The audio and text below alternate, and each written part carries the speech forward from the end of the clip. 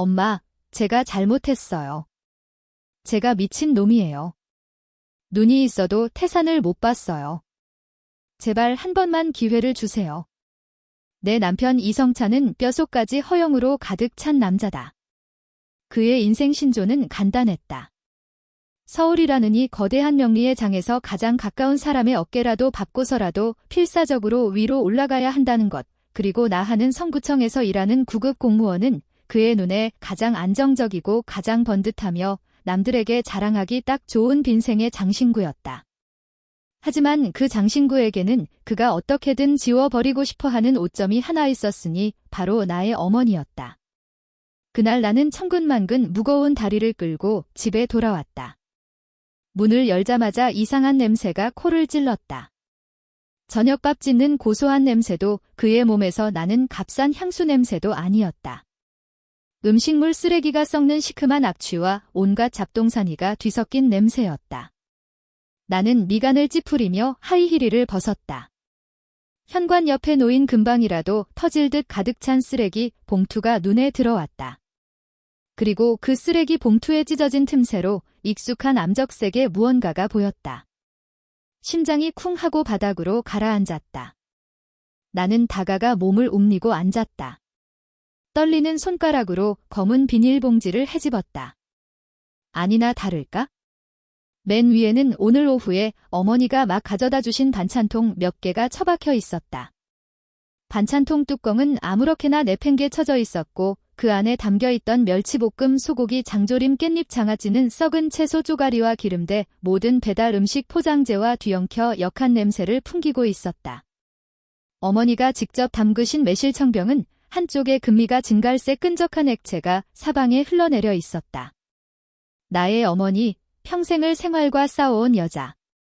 그녀는 늘 낡고 삐걱거리는 손수레를 밀며 동네 구석구석을 돌아다니며 폐지와 플라스틱 병을 주우셨다. 늘 허리를 굽히고 다녀등은 미세하게 굽었고 손은 폐지에 베었다. 아무 낡은 상처들로 가득했다. 바로 그런 손으로 새벽의 희미한 빛 속에서 내 딸 먹일 멸치의 내장을 하나하나 발라내고 아끼고 아껴 산 소고기를 작은 부엌에서 오후 내내 푹 고아냈을 것이다. 오직 빌딩 숲에서 일하는 딸이 집밥 한 술이라도 뜨게 하고 싶은 마음 하나로. 그런데 지금 그 무거운 마음이 내 남편 이성찬의 손에 의해 휴지 조각처럼 쓰레기통에 처박혔다. 왔어. 그가 침실에서 걸어 나왔다. 몸에는 빳빳하게 다린 셔츠. 머리는 한 올의 흐트러짐도 없이 빗어 넘긴 채였다. 그가 쓰레기 봉투 앞에 쪼그려 앉은 나를 보더니 얼굴에 순간 당황한 기색이 스쳤지만 이내 늘 그랬듯 오만한 표정으로 감춰버렸다. 성찬 씨, 이게 어떻게 된 거야? 내 목소리는 아주 작았지만 얼음장처럼 차가웠다. 그는 쓰레기 봉투를 힐끗 보더니 대수롭지 않다는 듯 어깨를 으쓱했다. 아, 그거 보니까 오후 내내 밖에 있었잖아. 날도 더운데 상했을까 봐 내가 대신 버려졌지. 장모님도 참 뭘 보내시려면 좀 좋은 통에 담아주시지. 이런 낡은 반찬통 세균 많은 거 몰라? 세균 허두음이 나왔다. 그는 모르는 걸까? 이 반찬통들이 내가 쓰다 낡아서 버리려던 걸 어머니가 아깝다며 하나하나 깨끗이 씻어 모아두셨다는 걸 오후에 막 가져오신 건데 어떻게 상해? 나는 고개를 들어 그의 눈을 똑바로 쏘아 보았다. 당신 뚜껑 열어보지도 않았지? 얘야 하는 썽. 너 지금 말투가 왜 그래? 그는 마치 꼬리라도 밟힌 고양이처럼 신경질적으로 반응했다. 다 너 좋으라고 한 거 아니야? 오늘 회사 회식하는데 부장님이랑 차장님이 나더러 아내 잘 얻었다고 내가 참하고 단정하다고 칭찬하시더라. 이런 격 떨어지는 것들 때문에 우리 집 수준 낮아지는 거 난 싫다고. 알겠어. 경나는 천천히 몸을 일으켰다. 온몸에 피가 역류하는 기분이었다. 우리 엄마가 손수 만들어주신 반찬이 당신 눈에는 유격 떨어지는 거야? 아니면 뭔데? 그는 오히려 당당하게 턱을 지켜들었다. 김 과장님 좀 봐. 장인 어른이 대학교라 맨날 고급 수입인 선물하시잖아. 근데 우리 집은 장모님이 그는 무언가 말하려다 가까우로 삼키더니 이내 귀찮다는 듯 손을 내었다. 됐다. 말이 안 통하네. 아무튼 앞으로 이런 것 좀 보내지 말라고 해. 보기만 해도 짜증나니까. 그가 방으로 돌아서려 했지만 나는 그 자리에 조각상처럼 굳어서 있었다. 내 머릿속에는 오늘 낮 구청 창가에서 봤던 모습이 선명하게 떠올랐다. 어머니가 그 낡은 손수레를 끌고 와 묵직한 천 가방을 경비실에 조심스럽게 맡기고는 멀리서 나를 향해 손을 흔드시던 모습. 자랑스러움과 안쓰러움이 뒤섞인 그 미소. 행여나 공무원 딸에게 폐가 될까 봐 가까이 오지도 못하시던 그 모습. 그런데 그녀의 사위는 우리 집이 마련해준 전세 보증금 덕에 겨우 서울에 발붙인 그 남자는 장모의 마음을 쓰레기 취급했다. 그날 밤 우리 사이에는 냉기가 흘렀다. 나는 그가 버린 반찬통을 하나하나 주워 깨끗이 씻었다. 마음 한 구석이 텅 비어버린 것 같았다. 반년 이성찬은 자신만의 사교기의 꿈에 흠뻑 빠져 있었다. 그는 최근 박유진이라는 여자에게 빠져 있었다. 그가 말하길 자기가 다니는 병원 원장의 친족하라고 했다. 은성아, 너는 몰라.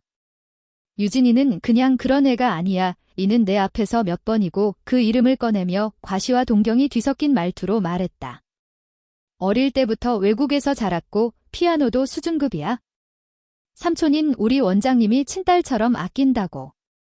내가 유진이랑 좀 가깝게 지내면 내 앞날에 얼마나 큰 도움이 되겠어. 그때는 그냥 우스웠다. 평범한 방사선사인 그를 원장의 친조카가 대체 왜 특별하게 봐주겠는가? 그날 밤 그가 손을 비비며 비굴한 표정으로 내게 다가오기 전까지는 말이다. 저기 은성아, 상의할 게 있는데 말해. 나는 다음날 제출할 보고서를 준비하느라 눈꺼풀 하나 까딱하지 않았다.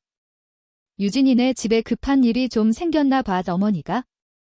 그러니까 원장님 형수님이 실수로 뭐 좀 안 좋은 일에 엮여서 도박빚을 좀 졌대. 금액은 크지 않아.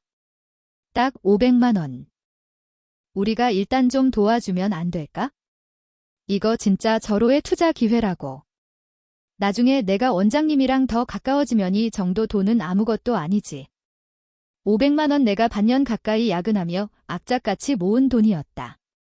나는 영악함과 계산으로 가득 찬 그의 얼굴을 보다가 문득 역겨움을 느꼈다.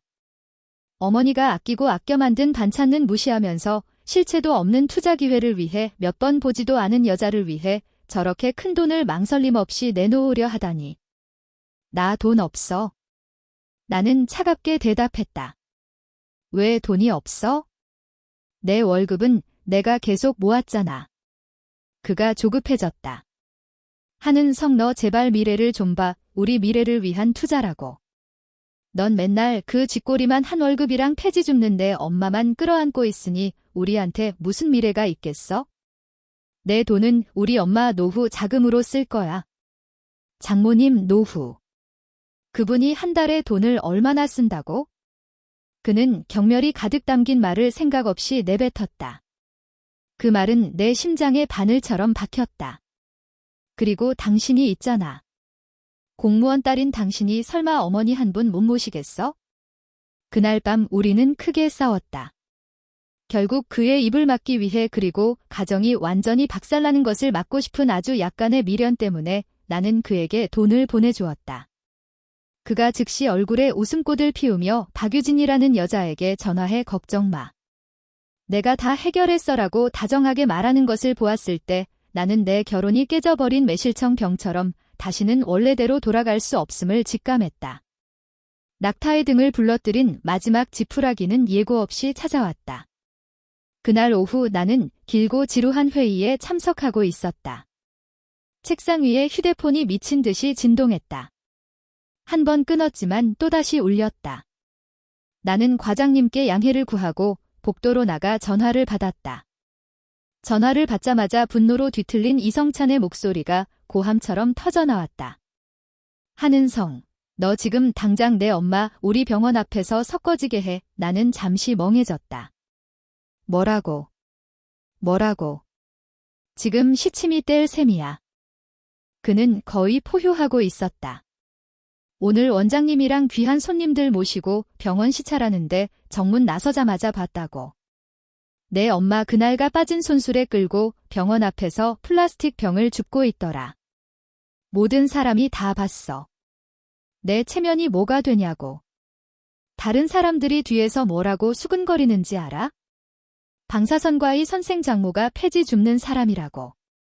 나더러 앞으로 병원에서 어떻게 얼굴 들고 다니라고. 온몸에 피가 차갑게 식었다. 그 장면이 눈앞에 그려졌다. 웅장하고 화려한 병원 건물 앞에서 자고 깡마른 나의 어머니가 허리를 굽혀 쓰레기통에서 돈이 될 만한 병들을 뒤지고 있는 모습. 그리고 그녀의 사위는 하얀 가운을 입고 빼입은 사람들 틈에 섞여 쓰레기를 보는 듯한 눈으로 그녀를 바라보고 있었을 것이다. 엄마는 그냥 돈 좀 더 모으려고. 내 목소리가 떨려왔다. 그딴 거 내 알바 아니야? 이성찬의 목소리에는 일말의 동정심도 없었다. 오직 차가운 혐오분이었다. 1시간 줄게. 당장 사라지게 해. 그리고 오늘부터 내 엄마랑 연 끊어. 나 이성찬 폐지 줍는 장모 따위 없어. 만약 못하겠으면 우리 이혼해. 내가 선택해. 또 전화가 끊겼다. 나는 휴대폰을 준 채 텅 빈 복도에서 있었다. 창밖의 햇살은 분명 따뜻한데 나는 마치 얼음굴에 빠진 것 같았다. 연을 끊어라. 이혼 그는 나에게 나의 유일한 가족과의 이미 너덜너덜해진 결혼 사이에서 선택을 하라고 했다. 나는 천천히 고개를 들어 유리창에 비친 내 모습을 보았다. 창백하고 지치고 생기라곤 찾아볼 수 없는 얼굴. 내가 제대로 웃어본 게 언제였더라? 내가 그 소위 가정이라는 곳에서 단 한순간이라도 온기와 존중을 느껴본 게 언제였던가. 이 남자를 위해 나는 어머니에 대한 그의 무시와 경멸을 참아냈다. 이 가정을 위해 나는 모든 집안일을 도맡았고 그가 친구들을 불러들일 때면 한여처럼 시중을 들었다.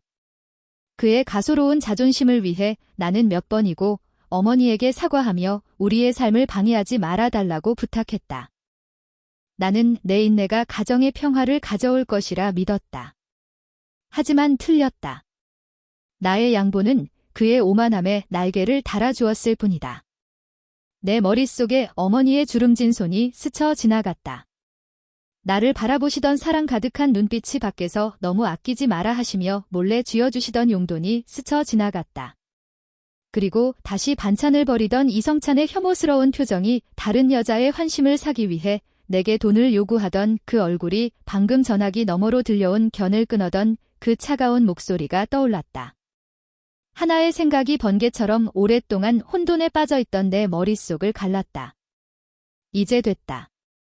정말로 이제 그만하면 됐다. 나는 심호흡을 하고 그의 번호를 다시 눌렀다. 전화는 한 번 울리자마자 연결되었다. 아마 내가 항복하리라 생각했겠지? 왜? 생각 정리됐어. 그의 의기양양한 목소리가 들려왔다. 나는 그의 질문에 대답하지 않았다. 그저 나 자신조차 낯설게 느껴지는 무서울 정도로 평온한 목소리로 한자 한자 힘주어 말했다. 이성찬 씨, 우리 이혼해요. 전화의 너머로 길고 죽음 같은 침묵이 흘렀다. 이윽고 그의 냉소가 들려왔다. 좋아하는 성. 그 말 내가 한 거다. 후회하지나 막 후회. 나는 전화를 끊고 차가운 벽에 기대했다. 그리고 길게 숨을 내뱉었다. 지난 몇 년간의 결혼 생활 동안 쌓였던 모든 서름과 피로가 그 숨과 함께 빠져나가는 것 같았다. 나는 한 점의 고통도 느끼지 못했다. 오히려 전례 없는 해방감을 느꼈다. 마치 숨막히는 깊은 바닷속에 갇혔다가 겨우 밧줄을 끊고 수면 위로 떠오른 기분이었다. 창문으로 햇살이 내 얼굴 위로 쏟아졌다. 이번에는 그 온기가 느껴졌다. 그래, 이성찬, 우리 이혼하자. 그리고 이건 그저 시작일 뿐이었다. 내가 이혼에 동의하자 이성찬은 내 생각보다 훨씬 더 서둘렀다. 우리 사이에는 재산 분할 문제라고 할 만한 것이 거의 없었다. 지금 사는 이 일산의 아파트는 전세였고 보증금 2억 원은 어머니가 시골의 낡은 집터를 파시고 평생 모은 돈을 보태 마련해 주신 것이었다. 이성찬은 단 한 푼도 내지 않았으니 당연히 분할할 권리도 없었다. 가구와 가전은 값나가는 것들이 아니었고 그는 마치 큰 은혜라도 베푸는 듯 너 가져라며 손을 휘저었다. 어차피 나도 이제 쓸모없어. 그는 자신의 몇 안 되는 명품 옷들을 챙기며 동정심 가득한 눈빛으로 나를 찾아봤다. 유진이네 집은 강남에 있는 대형 평수 아파트야. 이런 고물들 내 눈에 차지도 않아. 그의 얼굴에는 상류사회로 진입하기 직전에 허황된 광채가 넘실거렸다. 그는 이미 자신이 원장의 사위가 되어 병원에서 승승장구하고 외제차를 몰고 고급 레스토랑을 드나들며 공무원 아내와 폐지 줍는 장모가 안겨준 치욕에서 완전히 벗어난 미래를 보고 있는 듯했다.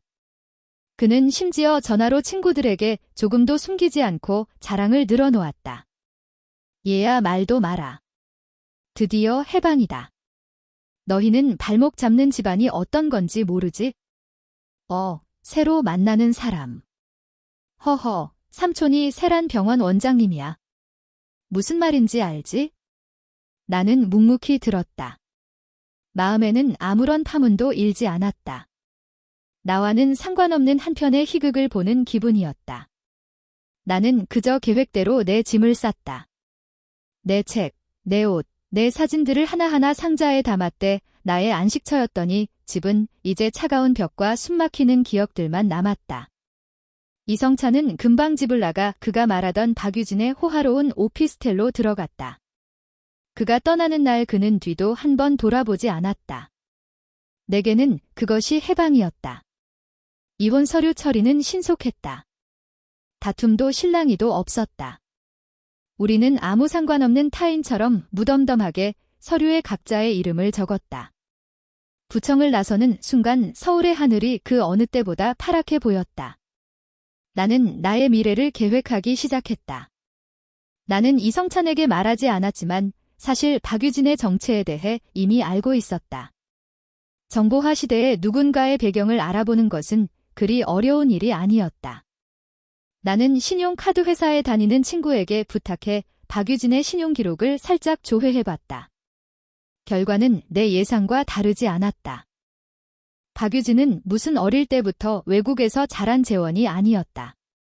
그녀는 원장의 먼 친척 중에서도 아주 먼 그런 사람이었고 부모님은 오래전 지방에서 사업에 실패해 빚더미에 앉아 있었다. 그녀 자신은 신용카드가 정지되고 제2금융권 대출도 기록까지 열어 있는 상태였다. 그녀가 말하던 호화로운 오피스텔은 월세였고 그마저도 보증금이 바닥나기 직전이었다. 그녀 어머니의 소액 도박 빚은 및 빠진 독이었다. 그녀는 아름다운 기생덩굴처럼 피를 빨아먹을 수 있는 권목에 필사적으로 매달리려 하고 있었다. 그리고 내 전남편 이성찬.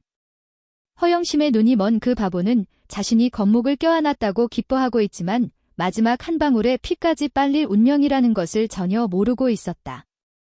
나는 이 정보들을 조용히 마음속에 담아두고 아무에게도 말하지 않았다. 인과응보란 발효될 시간이 필요한 법이다. 나는 그저 조용히 이성찬이 제 손으로 심은 쓴 열매가 익어 떨어질 그날을 기다리기만 하면 되었다. 그렇게 삶이 평온하게 흘러가리라 생각했을 때 예상치 못한 전화 한 통이 그 고요를 깨뜨렸다. 한은성 씨 되십니까? 여기는 미래부동산입니다. 지금 거주하고 계신 백석동 아파트 관련해서 집주인분께서 새로운 계획이 생기셔서 재계약을 하지 않기로 결정하셨습니다. 건물 전체를 매각하실 예정이라 한 달 안에 집을 비워주셔야 할 것 같습니다. 불편을 드려 죄송합니다. 전화기 너머의 목소리는 정중했지만 차가웠다. 나는 수화기를 든 채 한동안 멍하니 서 있었다. 재계약 불가, 건물 전체를 매각, 너무나 갑작스러웠다. 나는 여기서 3년을 살았고 앞으로도 안정적으로 살 수 있을 거라 생각했다. 그런데 갑자기 한 달 안에 나가라니. 서울 같은 곳에서 마음에 드는 집을 다시 구하는 게 얼마나 어려운 일인데. 처음에는 당황했다. 하지만 곧 냉정을 되찾았다. 당황한다고 해결될 문제는 없었다. 당장 집을 알아봐야 했다. 그러나 이 소식은 내가 예상치 못한 경로로 이성찬의 귀에 들어갔다. 말이 많은 이웃이었는지 부동산 중개인이 흘렸는지 알 수 없었다. 아무튼 내가 통보를 받은 지 사흘째 되던 날 이성찬에게서 전화가 걸려왔다. 전화기 너머 그의 목소리에는 고소하다는 듯한 비아냥이 가득했다. 여보세요 하는 성 너 집주인한테 쫓겨났다며 나는 아무 말도 하지 않았다. 듣골이 참 우습게 됐네. 그는 역겨운 말투로 계속했다. 우리 이씨 집안에서 나가니까 별 볼 일 없지? 어때? 이제 후회 좀 돼. 한 달 안에 살 곳은 찾을 수 있겠어?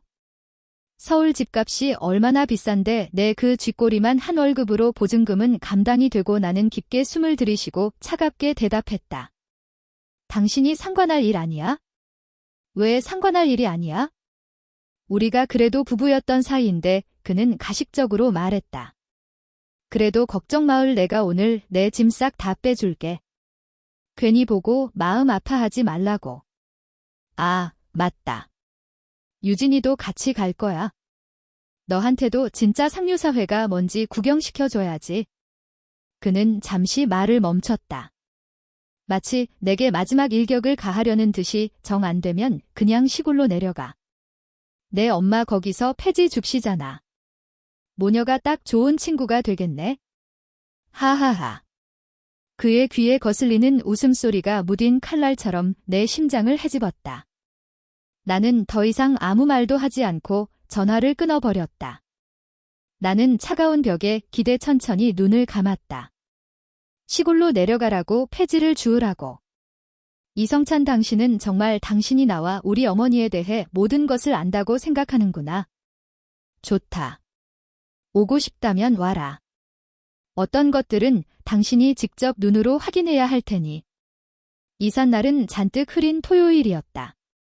공기 중에는 비가 올 듯한 습기가 가득해 가슴이 답답했다. 나는 아침 일찍부터 남은 자질구레한 짐들을 싸기 시작했고 어머니도 돕기 위해 오셨다.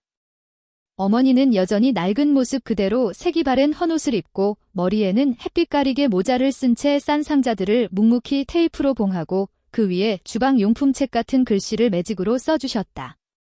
주름진 어머니의 옆모습을 보자 가슴속에서 시큰한 감정이 밀려왔다. 지난 몇 년간 이성찬에게 무시당하지 않으려고 나는 의도적으로 어머니와 거리를 두었다. 감히 내가 일하는 구청에 오시게 한 적도 없었고 동료들 앞에서 어머니의 직업에 대해 입을 뗀 적도 없었다. 나는 파렴치한 죄인처럼 어머니가 피담으로 바꿔주신 안정된 삶을 누리면서도 어머니의 존재가 나의 그 허위적인 번듯함을 더럽힐까 봐 두려워했다. 엄마 미안해. 나는 참지 못하고 입을 열었다. 목소리가 조금 잠겨 있었다. 어머니는 하던 일을 멈추고 나를 돌아보셨다. 눈빛에는 자로움과 의아함이 가득했다. 바보 같은 소리 하네. 뭐가 미안해? 나는 어떻게 말을 꺼내야 할지 몰랐다. 하지만 어머니는 내 마음을 다 읽으신 듯 거친 손을 뻗어 내 손등을 가볍게 토닥이며 온화하게 말씀하셨다.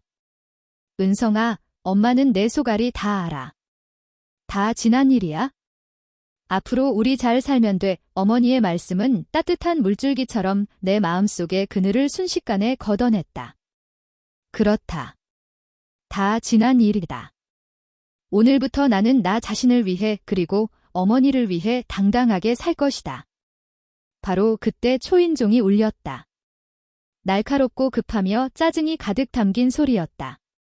이성찬이 왔다는 것을 알았다. 나는 다가가 문을 열었다. 문 앞에는 한껏 멋을 낸 이성찬과 박유진이 서 있었다. 이성찬은 명품 캐주얼 옷을 입고 박유진이 애교 섞인 목소리로 입을 열었다. 목소리가 느끼할 정도로 달콤했다. 성찬 오빠, 여기가 오빠가 전에 살던 곳이야. 되게 좁다. 그리고 냄새가 좀 이상해. 할 수 없지? 예전엔 형편이 이랬으니까. 이성찬은 즉시 다정하고 세심한 표정으로 그녀를 달랬다. 이젠 아닐 거야. 우리 유진이 집이야말로 진짜 대저택이지. 그들은 나를 없는 사람 취급하며 서로 주거니 받거니 했다. 나는 그들과 말을 섞을 가치도 느끼지 못하고 몸을 비키며 차갑게 말했다. 내 짐은 침실에 있어? 직접 가져가. 다 챙겼으면 빨리 가고.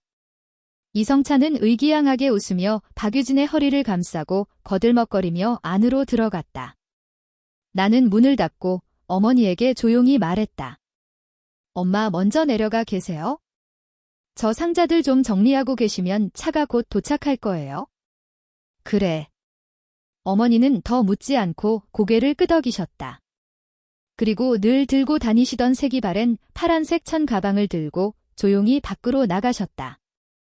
아래층에는 언제 왔는지 모를 검은색 롤스로이스 한 대가 서 있었다. 차체는 흐린 날씨에도 불구하고 마치 잠복한 맹수처럼 깊고 어두운 광택을 뿜어내고 있었다. 유려한 차체 라인, 상징적인 환의 여신상 엠블럼, 그 모든 것이 평범하지 않은 가격대를 말해주고 있었다.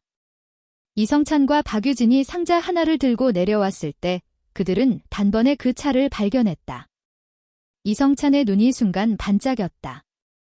그는 걸음을 멈추고 넛을 잃고 그 차를 쳐다보았다. 얼굴에는 숨길 수 없는 탐욕과 흥분이 가득했다. 와, 롤스로이스. 박유진도 과장되게 소리쳤다. 성찬 오빠, 이거 누구의 차야? 이성찬은 헛기침을 한 번 하더니 모든 것이 내 손안에 있다는 듯한 만족스러운 표정을 지었다.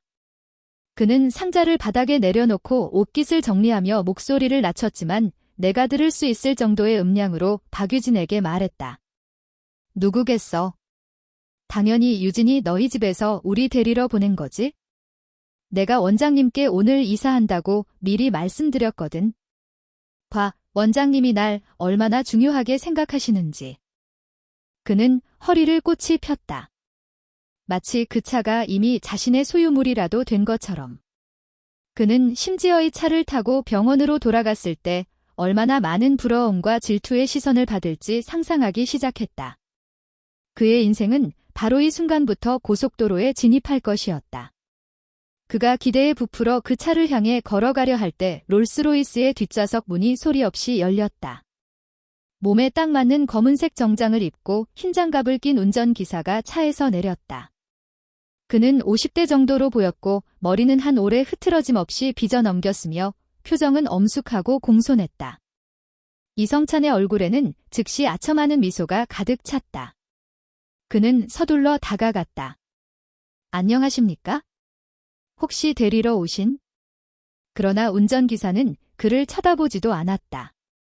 그의 시선은 이성찬과 박유진을 그대로 지나쳐 저 멀리 땅바닥에 쪼그려 앉아 힘겹게 폐지를 정리하고 있는 작고 마른 인형에게로 향했다. 운전기사는 빠른 걸음으로 다가가 내 어머니로부터 3걸음 떨어진 곳에서 멈춰섰다.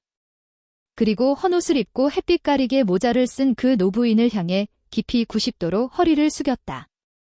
그 자세는 극도로 겸손했다. 이어서 또렷하고 침착하지만 그 자리에 있는 모든 사람이 들을 수 있을 만큼 분명한 호칭이 고요한 주차장을 울렸다. 회장님, 차 준비되었습니다. 출발하시지요. 시간이 그 순간 멈춘 것 같았다. 이성찬의 얼굴에 걸려있던 미소가 싸구려 섰고 가면처럼 그대로 굳어버렸다. 그는 입을 벌리고 눈을 동전만 하게 뜨고 눈앞의 기괴하고 황당한 장면을 믿을 수 없다는 듯이 쳐다보았다. 박유진의 표정도 얼어붙었다. 그녀가 든 명품 가방을 준 손에 저절로 힘이 들어갔다. 회장님, 그 단어는 마치 강력한 폭탄처럼 이성찬의 머릿속에서 터져버렸다. 그는 기계적으로 고개를 돌려 공손하기 짝이 없는 운전기사를 보았다가 다시 천천히 몸을 일으키는 그가 가장 경멸했던 폐지 줍는 장모를 보았다. 나의 어머니는 머리에 쓴 햇빛 가리개 모자를 벗었다. 희끗희끗한 머리카락이 드러났다. 그녀는 손등으로 이마의 땀을 무심하게 닦아냈다. 오랜 노동의 피로가 그 순간 그녀의 몸에서 씻겨나가는 듯 했다. 그녀의 허리는 꿋꿋하게 펴졌고 눈빛은 더 이상 예전의 온화함이나 주눅든 기색이 아니었다.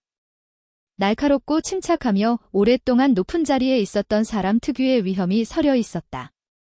그녀는 색이 바랜 파란색 천 가방에서 무언가를 느릿느릿 꺼냈다. 손수건도 잔돈도 아니었다.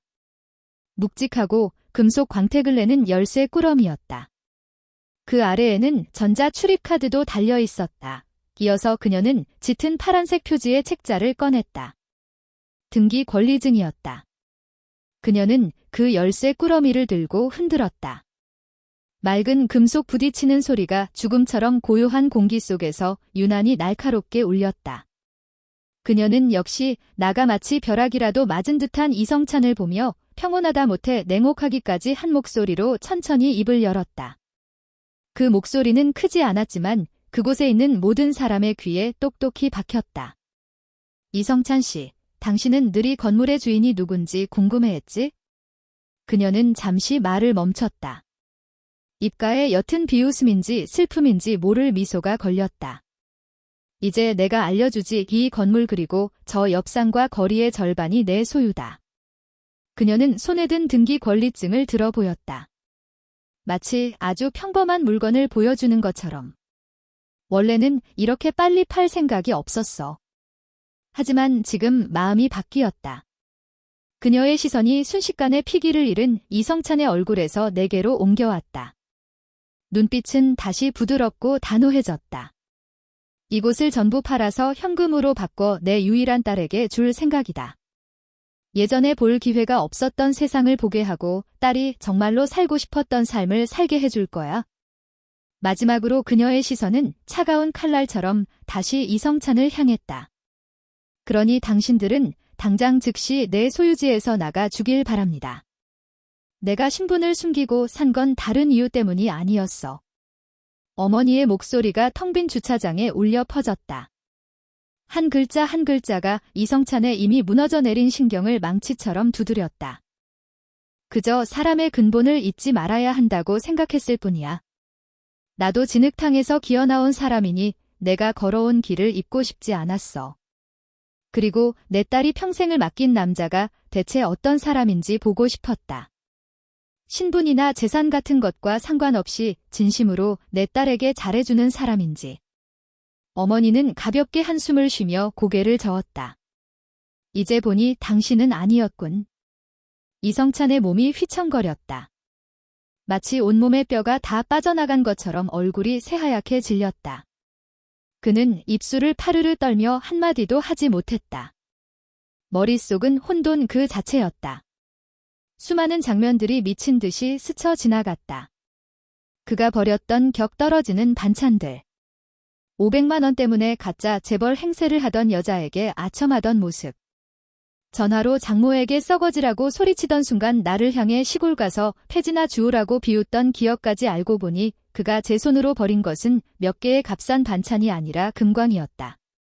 알고 보니 그가 필사적으로 벗어나고 싶어 했던 것은 짐덩어리가 아니라 그가 평생 닿을 수조차 없는 로마였다.